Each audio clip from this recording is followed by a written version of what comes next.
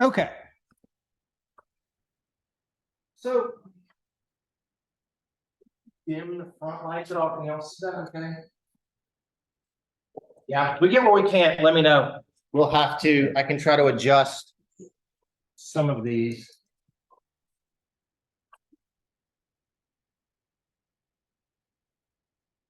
Or maybe I can. Whoop. That's much better. We'll see what we can do without that. Okay. So we're going to start at the beginning. Okay. I'm going to give you guys a little brief run through of the history of exercise physiology as we know it as a discipline. Okay. We are not an old discipline by sort of the standards of other scientific endeavors. Okay. A little bit more than 100 years old. Okay. Maybe 120-ish sort of years old. But there were people, the Greeks and folks that were doing stuff kind of way back in the day, and we'll talk about kind of how that operates. Okay. Why is this not doing what I want? So as a discipline, exercise physiology grew out of the ideas of anatomy and physiology. Okay. We talked briefly about this on Monday. Anatomy is the study of structure. Okay. Bones, muscles, right? Tendons, ligaments, joints, organs, all of those things that Cindy made you guys look at and dissect and remember and all of that. That's anatomy. Okay. We need to understand structures in order to understand what happens during exercise, because we're going to use those structures to exercise. Additionally, physiology is the study of function. Okay. Cellular function, molecular functions, how organs function in relation to one another. Okay. And so, I don't know if you guys had for all of that one. You may or may not have had a good experience taking your human phys on those things. But we're going to talk about a lot of physiology, and we're going to relate it to what happens that lets us exercise, or how the physiology and function changes during exercise. So that's really what exercise physiology is. How structures and functions are altered acutely during a bout of exercise. And if you exercise often, okay, how might the structure and function change over time? And how might those changes alter your ability to perform different tasks? Okay, that can be how much weight you lift, how fast you can run, how long you can run, whatever it's going to be. Okay, so that's kind of where exercise physiology began, where it came from. Okay, we will do a little bit of this, okay, but not a whole lot. If there are special disciplines within exercise physiology, okay, and I'll try to highlight this when I can. But they've also been things that have kind of helped us grow the field, progress the field over time, especially in the 60s and 70s and 80s. And that's this idea of environmental physiology. Okay. And what that really means is, what is the effect of the environment, hot, cold, altitude, okay, on your ability to work? Okay. That's where it all really began. So does your external environment alter the function? Does it alter your physiology when you're trying to exercise or do some kind of work activity? Okay. We will, towards the very end of class, we will talk about exercise and heat. Okay. It's probably very pertinent to everyone right now. Okay. We will talk about exercise at altitude. What happens when you raise the altitude? If you want to be one of those people that's one of the 50% that hopefully makes it, that tries to summit Everest, okay? I will never understand that. Half of the people that try to climb Mount Everest die. I just have I'm good, really. I don't need to prove that to myself, right? I can't do that many hard things. It's okay. I'm gonna be all right. But we will learn about sort of, if we alter the external environment, what happens, and how do we eat or drink for exercise to evoke certain adaptations that may help us in certain environments. And then the idea of sport physiology is becoming really, really popular, right?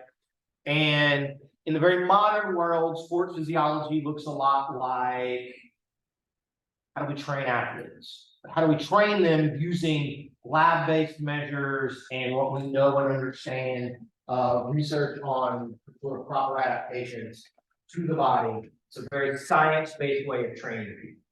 Okay? People have been doing sport physiology for thousands of years. We'll talk a little bit about Galen, who was a physician with the Greeks, and what they would do with the gladiators and how they would pick things. But it began in some ways doing kind of just what we did. You look kind of like you might be good at being a runner, or you look like you might be strong, right? Let me put you in the pit and you can fight somebody or something. Okay, but modern sport physiology is much more sophisticated and becoming kind of a big business side of things.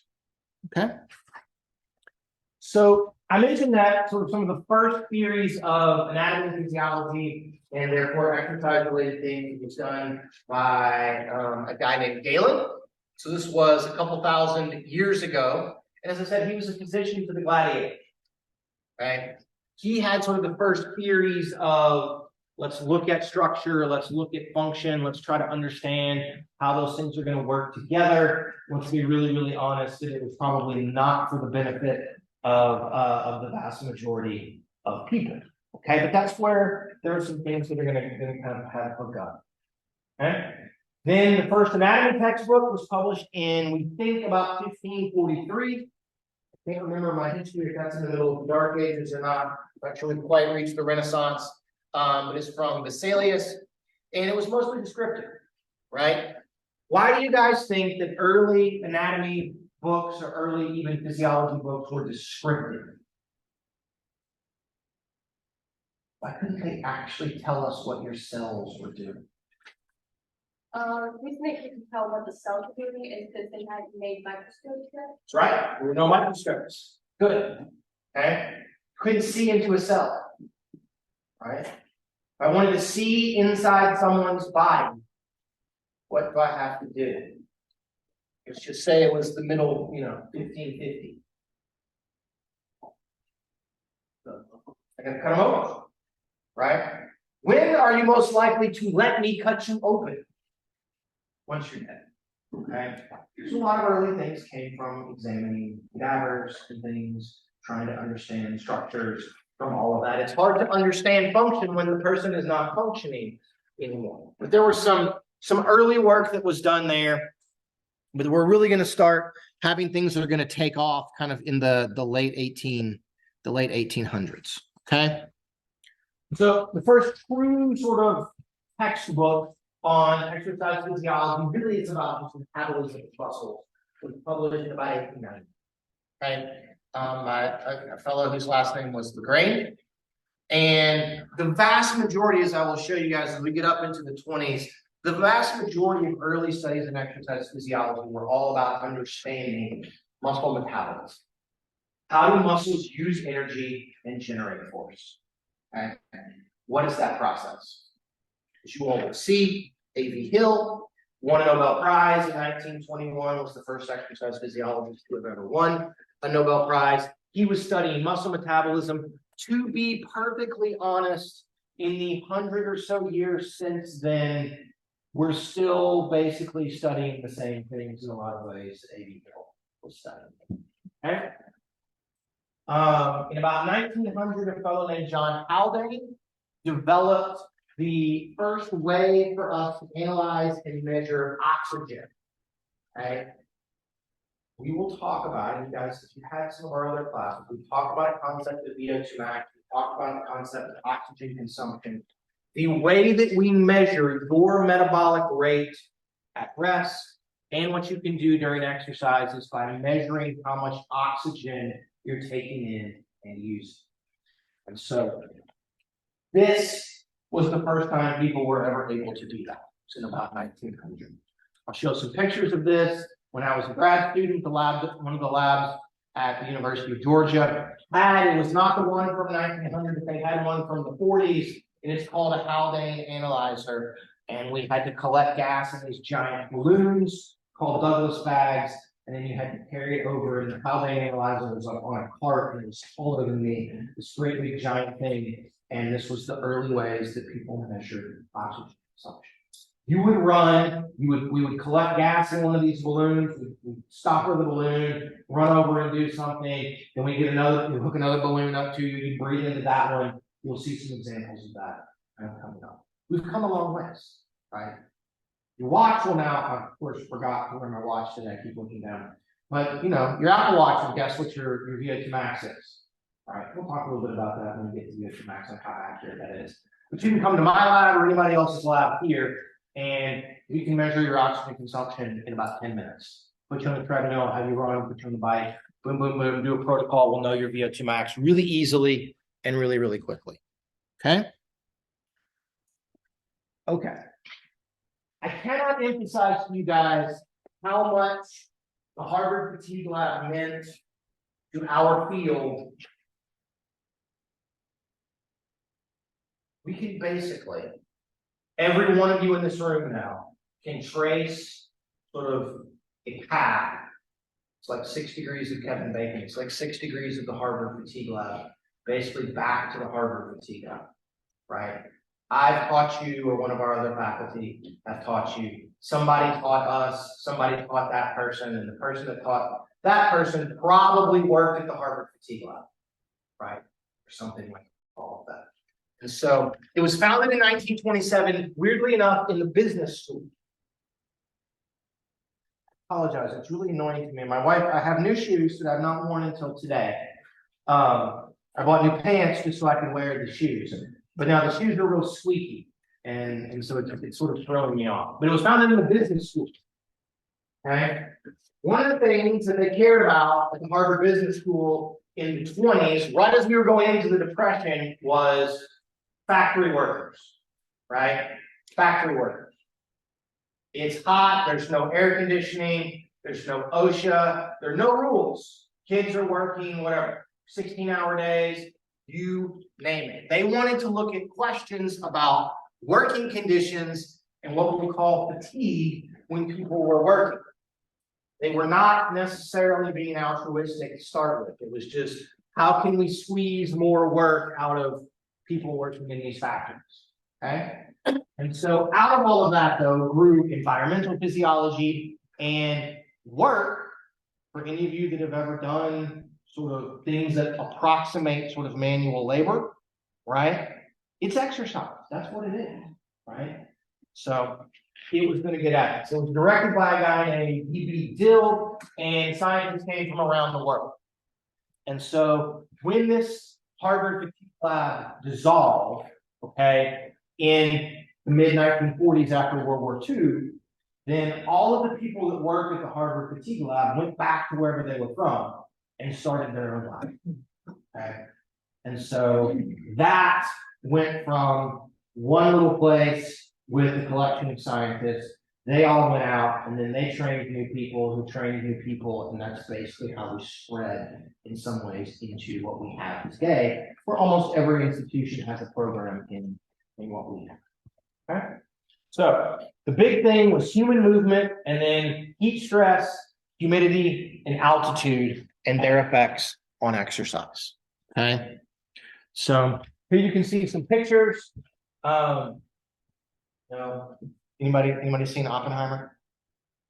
It just kills me, all of these things. That like we're at work and everybody's in like a three-piece suit and a bow tie. It's really hot out and all of those kinds of things. But there are some of the guys there. Here you can see them in their suits, right? We got a jacket on, we're sort of out in the cold, they're breathing into those tubes that are going to be connected and then hooked up to their Haldane gas analyzer. And then this is not that modern, but this is kind of what we do today. This was probably taken in the 90s or something like all of that. Okay. And so this led directly to what we do today. They had really, really, really sophisticated tools for the time, but they were nowhere near what we have and what we're able to do today. Okay. Let me tell you a little bit about kind of more contemporary exercise physiology. So one of the big things that led to the growth of exercise physiology in this field was the advent of a couple of different and kind of new scientific techniques that were developed primarily in the 60s and 70s. And the first of those was something called the Bergstrom biopsy. It was our ability to take a small piece of muscle out and study it without having to kill you. Okay? Without altering your ability to continue to exercise or train or function. So here you can see they're taking the biopsy like this. We'll talk a little bit more about this when we get into different muscle fiber types next week. But what this allowed us to do was pull out a small piece of muscle about the size of an eraser on a pencil, and then take little thin slices of it and put it under a microscope, because we finally had microscopes by then, and we could look at the different individual muscle fibers, and we could stain them for different things. We could stain them for different fiber types, we could stain them for how much glycogen is in them, we could stain them for the speed of their myosin ATPase, and it would let us see and begin to understand that not all fibers are created equal. They're different. And what those fibers look like, how big they are, how much glycogen they have, how many mitochondria they have in them, can change in response to being more or less active, training in certain ways, or okay. The other part that led us to all of this, and this is an electron micrograph of individual muscle fibers. This didn't come along until much, much later. But the other thing that happened in the 60s was advances in biochemistry. Okay? Anybody taking biochemistry? Anybody have to take biochemistry? If I want to go to med school and take biochemistry? A couple of you guys? Okay. I like biochemistry better than organic chemistry. Because remember, my undergrad is in biology. I thought I wanted to be a doctor, an orthopedic surgeon for forever until I worked in a hospital, and then realized that I had an anxiety disorder, and that was not going to go well.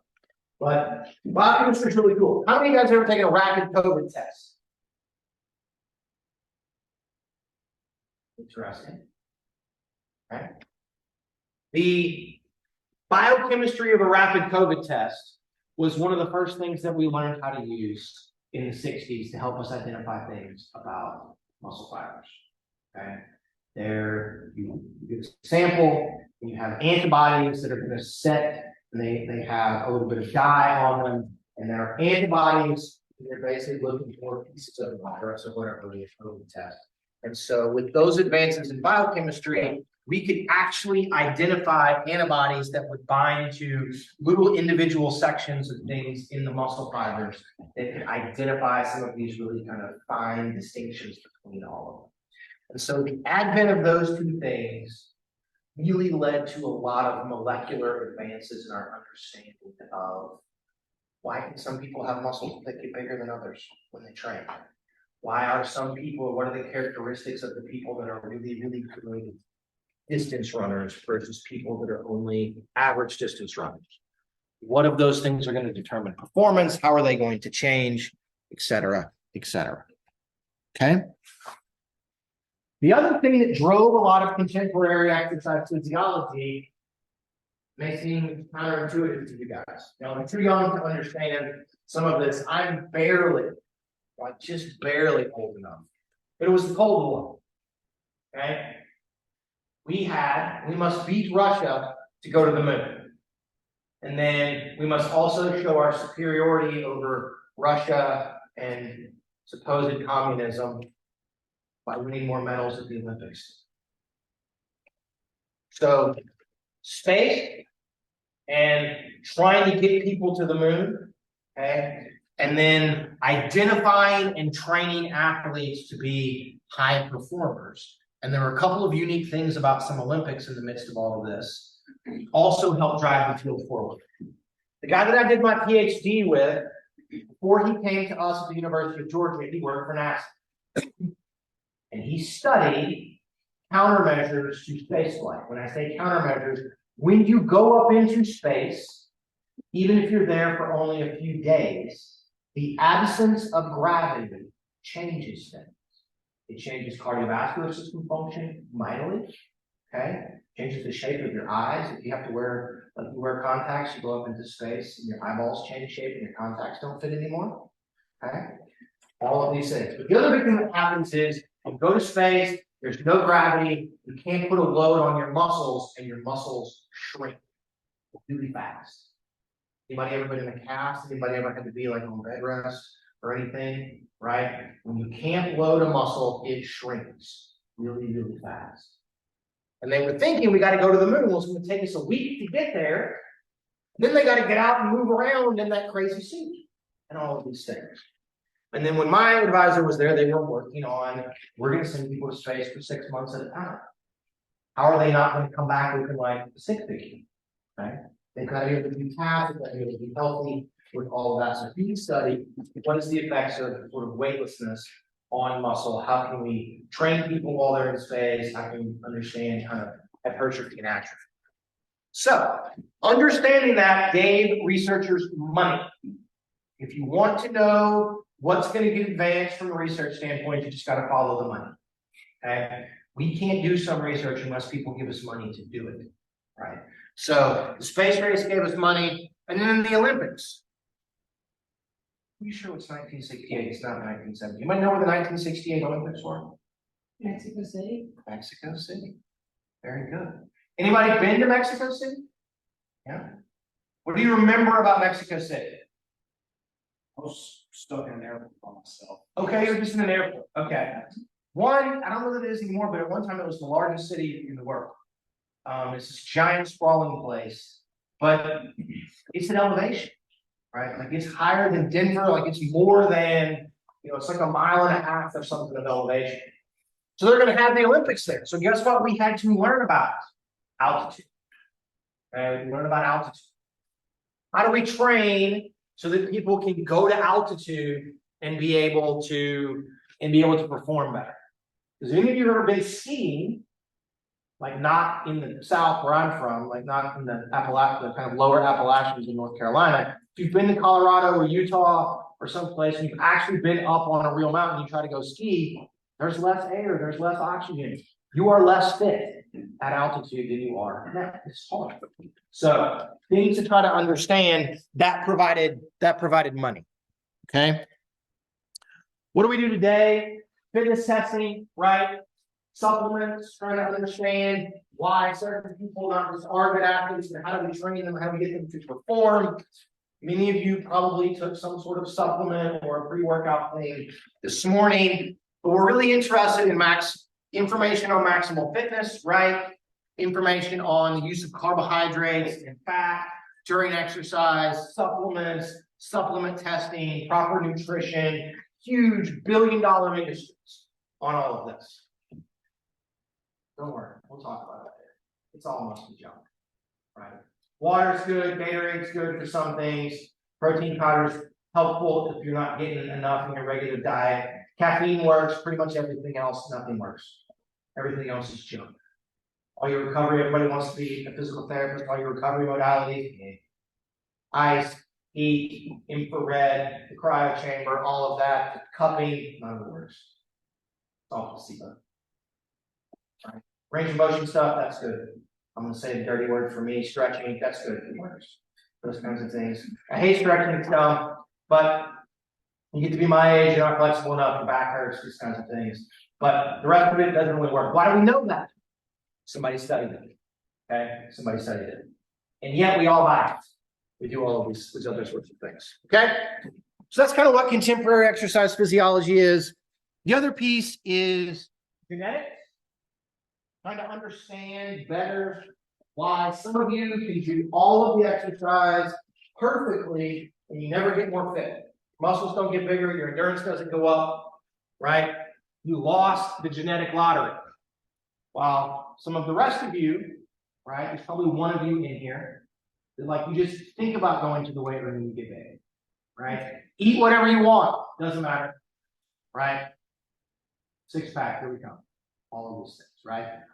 There are genetic components to this. There's also genetic components not only to how you respond to exercise, but how exercise interacts with sort of health outcomes and kind of general function in those ways. So that's become a big deal. And then exercise is medicine. Okay. I show my guys here probably because we have kids like that are in their early teens and things that are obese and they're type 2 diabetics, and that never ever used to be the case, mostly because, right, remember from health and fitness, we're obese and we're sedentary, and so we need to try to understand how we can use exercise to improve function in that particular way and stave off all of those things, regardless of body weight or anything like that. Right? If you're active and meeting the activity guidelines, you have half the rate of all-cause mortality than somebody that's dead. So we're spending a lot of money on this, probably in the wrong area. We know exercise works. Who cares why? We need to figure out how we get us to go and do it. I know it's good for me. I don't want to go. Stop. I want to sit on the couch.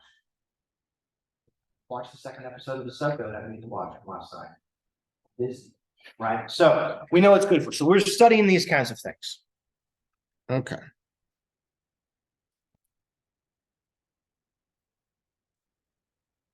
Acute responses and chronic adaptations. We talked about acute responses on Monday. Stand up, you move around, your heart rate changes, your cardiac output changes, your stroke volume changes, your breathing rate changes, right? Breathing depth changes, muscles start using ATP, you send blood away from certain areas and to other areas. All of those things that happen that allow you to function, that allow you to generate force and generate movement, to do whatever task it is you're trying to do. Those things that change are called acute responses. Okay? If you cannot evoke the right or proper acute response, you won't exercise for very long. Okay? We're going to learn a lot about what all of those acute responses are. We're going to learn a lot about what those are. That's going to be at least half of the class is here's how this thing works, you exercise, here's how it works. Okay? They are temporary changes that attempt to maintain, and I apologize you can't see it, but it's really, really important, homeostasis. Okay? All of you are in some level of balance or some level of homeostasis right now. If I ask you to get up and start doing jumping jacks, we will throw you immediately out of homeostasis. And so the body doesn't like that. So it will change those physiological processes and those functions in order to try to recapture homeostasis. Okay? Sometimes that works. If you go walk, you can probably quickly get to a place where you can maintain homeostasis. Okay? If I ask you to run very, very fast for as long as you can, by the end, you are not going to be able to maintain homeostasis, and that's why you're going to have to stop. Okay? You're going to get fatigued. So homeostasis is really important. That also relates, though, to this idea of chronic adaptations. You exercise today, it evokes an acute response, it throws you out of homeostasis today. Okay?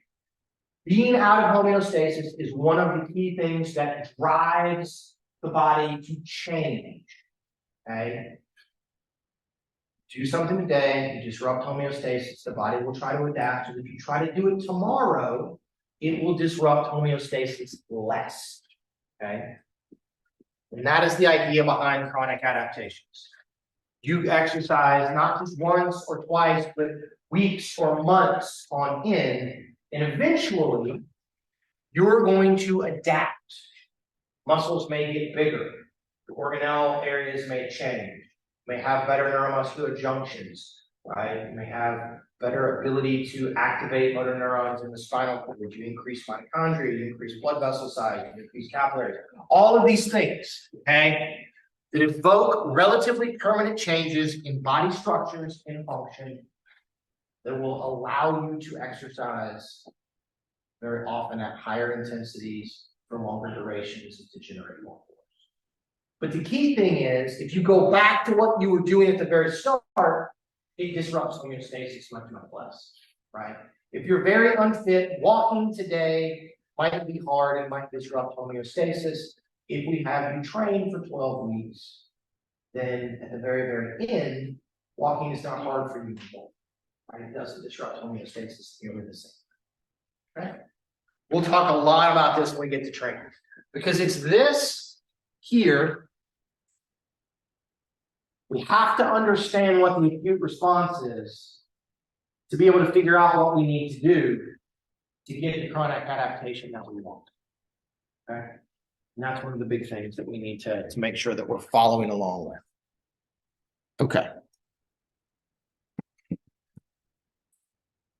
So, time for reflection. Okay, time for reflection. Everybody write down on a sheet of paper. Put your name on it, write this down.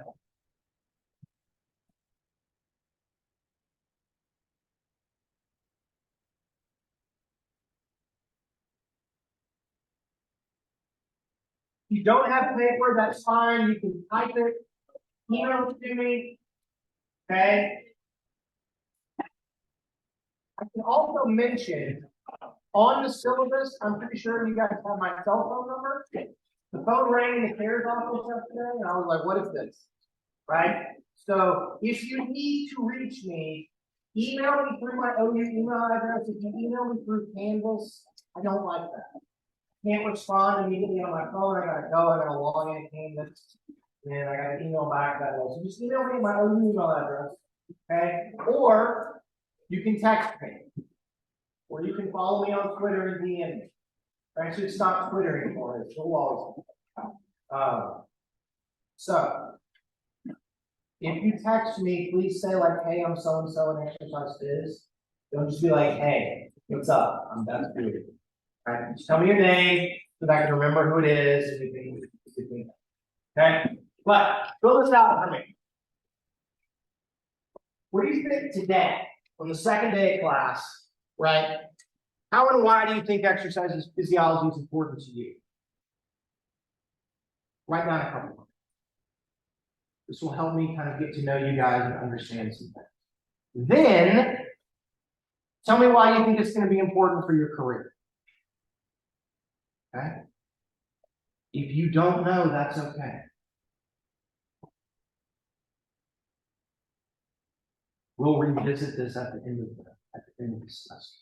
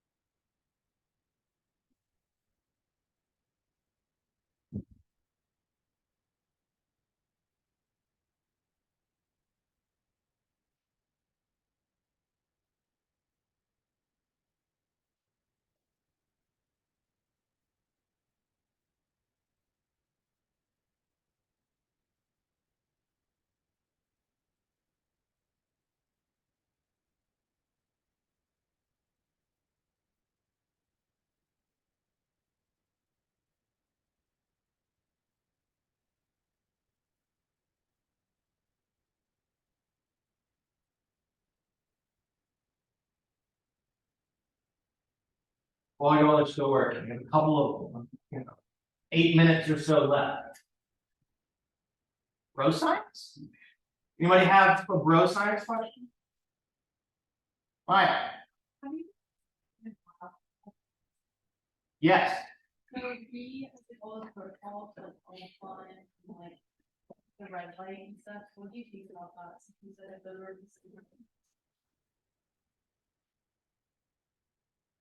I don't want to contradict the guy that's a neuroscientist at Stanford. So the cold plunge does some interesting things physiologically, like volume tube plunge, right? But is that at some level of like huge benefit long term on things? Is it gonna like increase fat burning and all this other stuff? I am mostly unconvinced by the evidence on all of that. I'm not aware of the red light thing.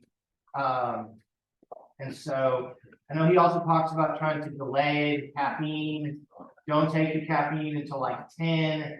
That way you won't crash later in the day. The research on that is pretty mixed, I would just say.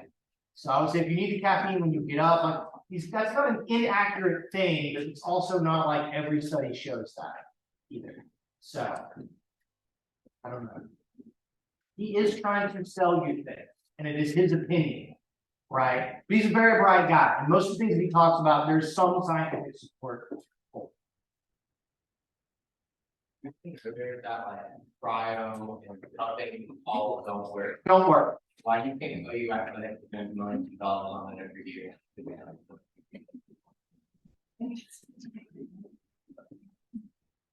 Be very careful about this.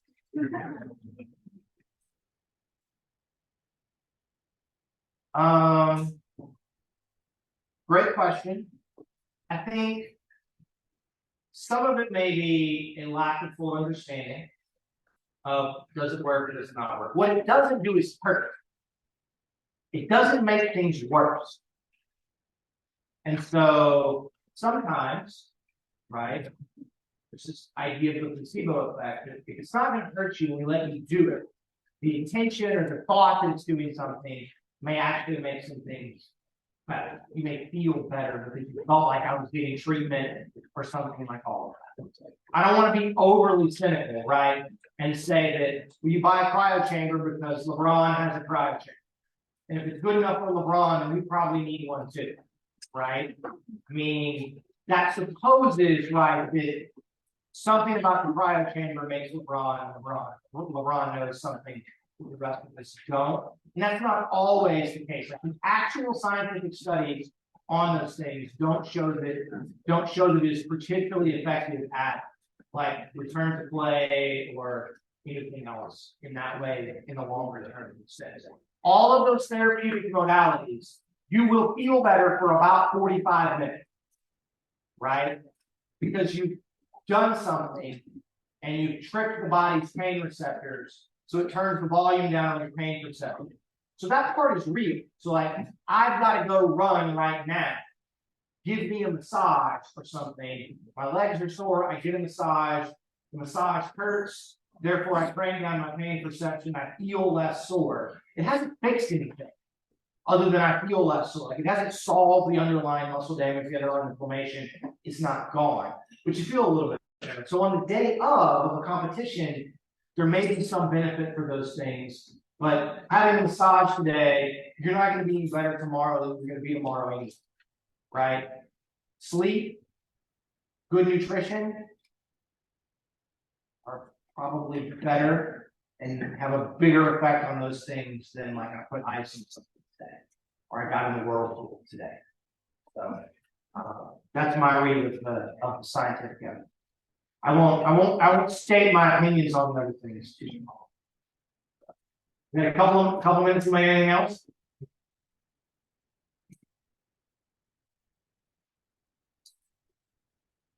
Okay. All right. For Monday, there will be another quiz. Okay, and it will be over the muscle structure part of the next set of lectures. Okay. Here's sort of on neuromuscular, kind of neuromuscular structure. And that's one of the first stuff that we get to. Okay. All right. Have a good weekend. Make good choices. See you on Monday. Pass the things up. Yeah, bring them here to set them down.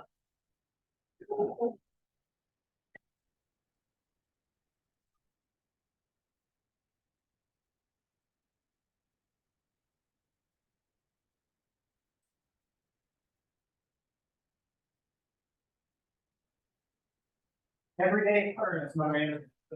Everyday occurrence.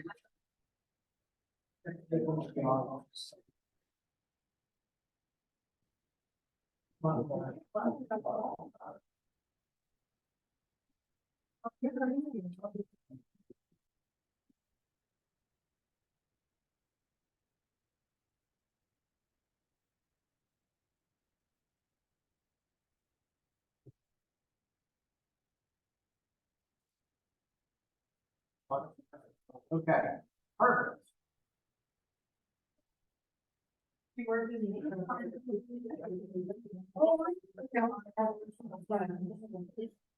Oh, gosh, great question, Sam. I will have you sometimes help me wrangle them in class to do activities.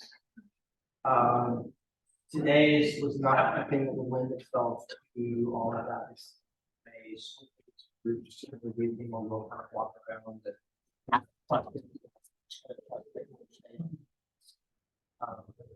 So, yeah, one of the things that would be interesting, maybe for me to get is sort of how much background all of this should have. In sort of exercise physiology itself and some other things, sort of other topics that are sort of a little more well versed in than others, and see if we can make a place where we can help them. They have questions, those kinds of things. We will see how all of that goes. This is new to me too, to have a class this big and have sort of a TA.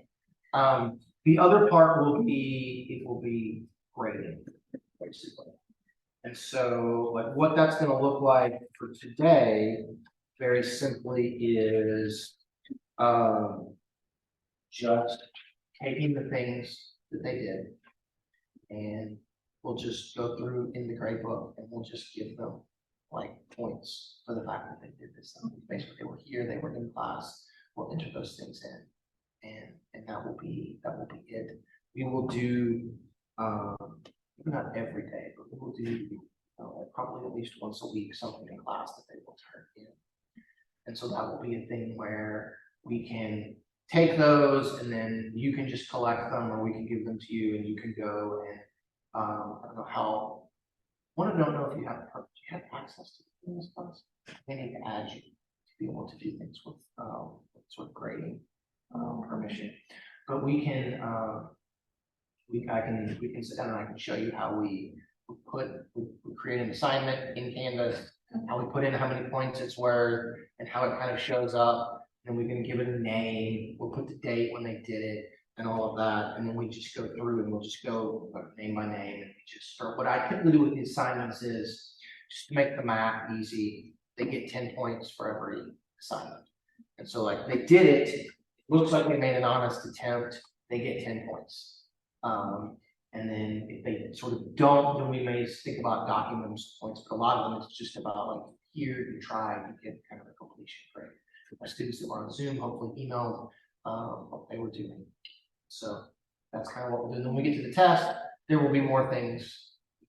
That's about this task, like if I might miss something or something. No, I'm not going to mess anything up. When we get to the test, we will start with.